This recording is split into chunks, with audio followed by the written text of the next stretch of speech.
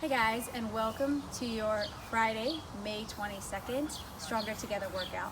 Your workout for today is going to be a 10-minute AMRAP of a 30-second plank hold, all right, accumulating that, and then 30 sit-ups, 30 kettlebell swings, and 30 walking lunges. So every time you take a step, that is a rep. After that, you're going to do a serious stretching session just to kind of help you recover from this week's workout, as well as to just help you be ready to go for Murph this weekend. Your warm-up will start with 30 jumping jacks, nice and easy. All right. After that, you're going to go into 10 Spiderman lunges. So take a nice long lunge forward. Your back knee can drop to the ground if you want. Hands go to the ground or down to the elbows. Your choice here, whatever allows you to keep this front foot planted. You'll do 10 total Spiderman lunges on each side. After you've completed your Spiderman lunges, you're going to go into toy soldiers, 10 on each side, okay, just to warm up your hamstrings for your kettlebell swings. So toy soldier, one hand comes up, you're going to reach and touch the opposite foot, right, touch, touch. After that, you're going to go into inchworm push-ups. So you have a nice wide leg stance. From here, you're going to get a good hamstring stretch. All right, walk your hands out. Give me 5 push-ups, right? If you need to go to your knees, you can do so. Just make sure you send your whole torso to the ground. Once you've completed your push-ups, you're gonna walk your hands back in and get another hamstring stretch at the top, stand tall, and then you'll repeat that for 4 push-ups, 3, 2, and 1. You're gonna then go into arm circles. You'll do 10 forward and 10 backwards. Then you'll go into your shoulder rolls, 10 forward, 10 backwards, and you'll finish with your arm pretzels. All right, we have a shorter warm-up today for you guys. All right, guys, I am not going to have you do much of a build-up for your workout today. If you need to practice kettlebell swings, by all means, take the time to do so. And your weight really is just whatever you have available at home, okay? So I'm just gonna talk through the movements really quickly. So for your 30-second plank hold, right, you're just accumulating that with straight arms. If you cannot do that, if you need to go down to your elbows because you have issues with your wrist, that's perfectly fine, okay?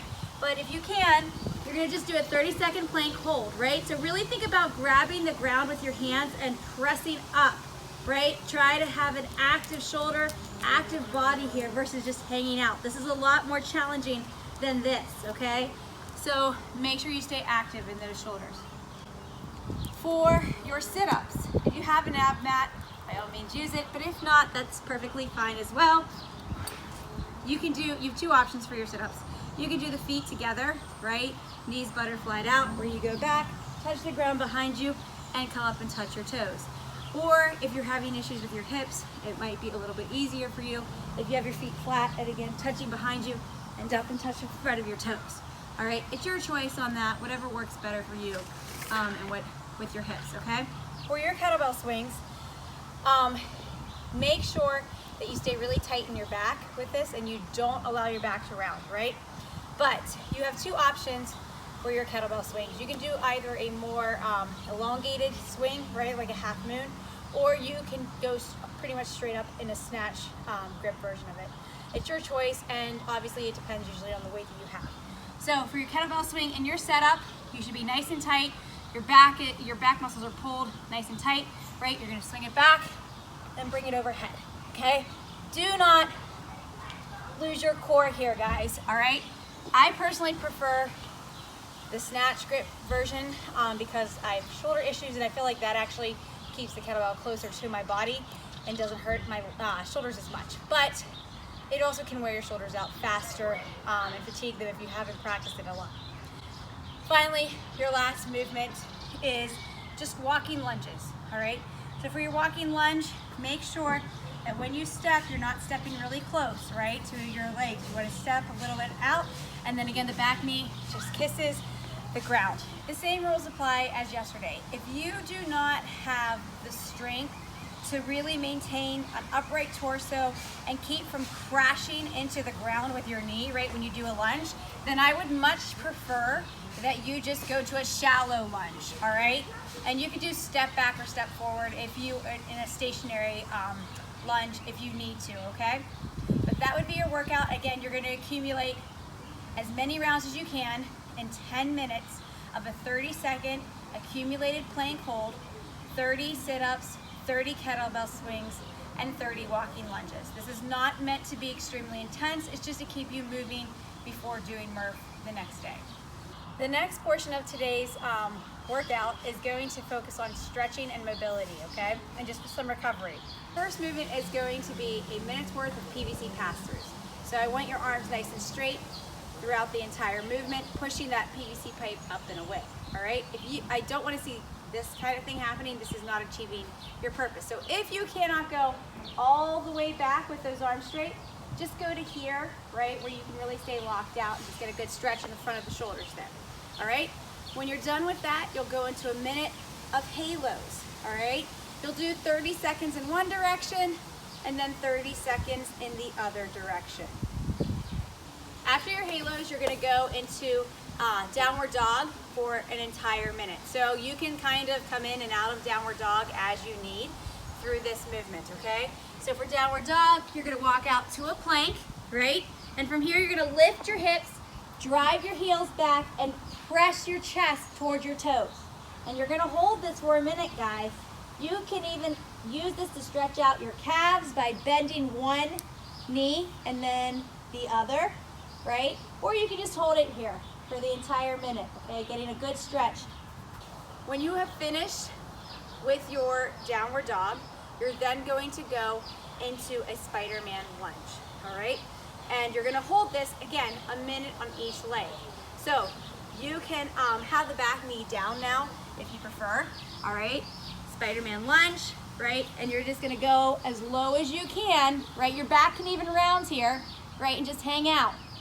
You can shift around as needed to find the stretch that really works for you, okay? And you'll do a minute on one leg, a minute on the other. When you're done with your Spiderman lunge, you're gonna go into a standing straddle stretch, all right? So you should already be pretty loosened up from your downward dog, so this should be a little bit easier. So a nice wide leg stretch, or a stance, you can go as wide as you can with good form and technique, as long as your knees aren't caving in. From here, you're gonna send those hips back, and you're just gonna hang out here for a minute, all right? Trying to go as low as you can. If you want to walk your hands over to one foot during that time and then the other, that works, right? But we want you just to hang out, driving those knees straight, okay? And sending those hips back. Again, you'll hold that for a minute. When you've finished your standing straddle stretch, you're gonna go into a lying down thread the needle. So for thread the needle, we've done this before. You're gonna lay flat on the ground. One arm is gonna go in front of you, and you're gonna send the other arm forward, and then just relax down into that stretch, all right?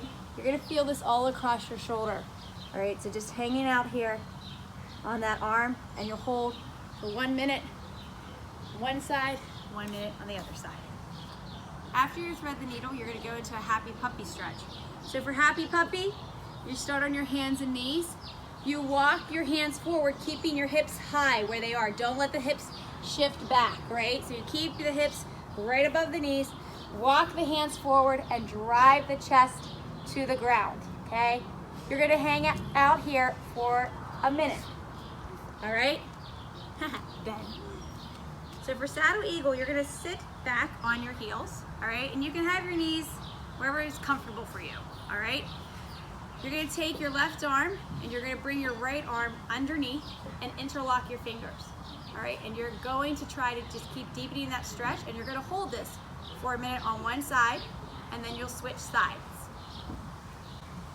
When you have completed your saddle eagle, you'll go into saddle archer. For saddle archer, you will probably need a band or something like a PVC pipe here to assist you, all right? Unless you're extremely flexible. So one arm is gonna go up and over, the other arm is gonna go down behind, and you're going to work at trying to bring your hands closer to each other during this stretch, right? And you can pull up, right, on the one side and pull down with the other side to try and get a good stretch here. So you're trying to constantly work that arm behind the head and the other arm bringing it up the back, okay? Then, after holding that on one side, you'll switch sides. after your saddle archer, you're gonna go into a single leg hamstring stretch or forward bend. So one foot will be forward, the other foot is tucked in, right? And from here, you're just gonna work your way down your leg, right, into a forward hold for a minute. Then you will switch sides and do the right side or the opposite leg for a minute. Once you've completed that hold, you'll go into a forward bend on both legs, okay? And again, just carefully walking your hands forward and trying to continue to walk forward as the minute continues, right? You should be able to deepen the stretch with each second, right, that you go into this stretch. The next stretch that we're gonna do, it's called Fragon. It's actually going to be a mix of dragon and frog. So you might want a mat or a pillow or a cushion for the one leg, okay? So what you're going to do is you're going to come into a lunge with one foot, right? And that back leg is actually going to go out to the side, all right? And from here, you're gonna drive into this front knee, all right? While letting this back leg, you're gonna get a nice stretch in the groin here, and you're gonna get a nice stretch in the calf and the ankle on this side, all right? So you'll hold this for a minute and you can come in and out of it as you need. I highly recommend using a cushion for that back knee, okay? It'll make it feel a lot better. And this, just find the position that works for you there, okay? But you should feel this in your groin and then also in your calf, all right? When you have completed that, you're going to then go into your ankle stretches. So for your ankle stretches, I'm gonna show you from the side so you can really see. You're going to, and I'm actually gonna take my shoes off so you can see. You're gonna your first stretch, you're gonna curl your toes under and sit back on your heels. And you can even work to try and bring your heels together with your hands, right? You're gonna just sit back, right? And relax into that. Then you'll hold that for a minute, and then the next move will be the tops of the feet down on the ground and sitting back onto those. And you can lean back too to kind of get a little extra stretch in the quad, so long as you're feeling it in your ankles, okay? And the tops of your feet. This will get the tops of your feet, this will get the bottom. The other one, that's for the bottom of the feet, and this is for the tops of the feet, right? You're gonna hold each of those poses for 1 minute. Your final stretch is going to be a cross-shin stretch. So one foot goes in front of the other. I don't want your feet up on top of each other, right? I want one foot directly in front of the other leg. And from here, you're going to forward fold, all right? So you should feel this in your lower back as well as your hips and sometimes your glutes as well. Now, the more forward the leg is, the more you're going to feel the stretch. But when you do this, don't allow your hips to come up in an effort to move your leg more forward, right? You want to continue to drive your hips down to the ground as you come forward, okay? You'll hold for 1 minute on this side, 1 minute on the other side. And that will be your stretching for today. You will also repeat this stretching sequence on Monday if you happen to do Murph either Saturday or Sunday. This will be part of your recovery on Monday as well as a cool down run. So practice this today. I hope you guys have a good workout today in preparation for Murph. Ben misses you all, we miss you all, and we hope to see you, fingers crossed, in June.